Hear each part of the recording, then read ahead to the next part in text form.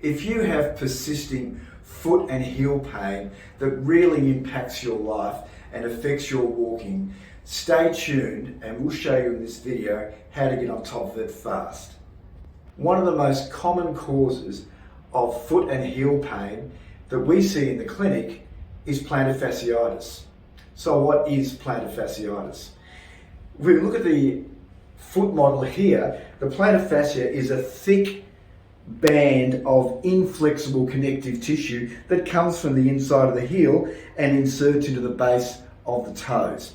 So it's a very important part of the maintenance of the architecture and the arching of our foot. It protects and supports our foot, but sometimes it can be overstretched and irritated, and that leads to a chronic problem. When people come to the clinic, they often report similar symptoms.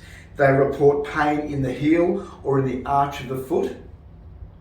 They'll say that the foot feels really tight and sore in the morning when they first get up. They find it's tight after being sitting for a while.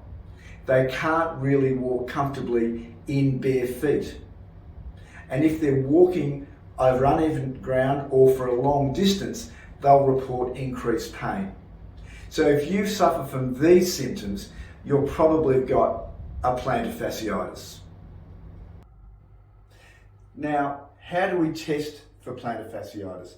The first thing is that you may feel some point tenderness just on the inner part of the heel there or along the arch of the foot. Now you can test this yourself by just having a little probe around, and you'll find it might be exquisitely tender here and along the arch.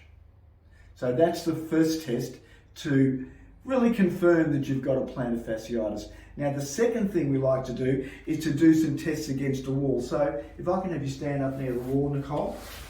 So in this case, we're checking the right plantar fascia. So we want to put the plantar fascia on a stretch.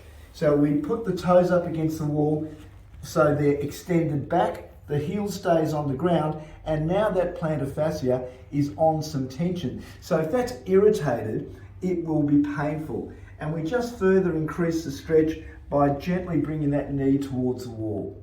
So we can measure how far it is from the wall before the pain sets in, and we can compare that to the other leg.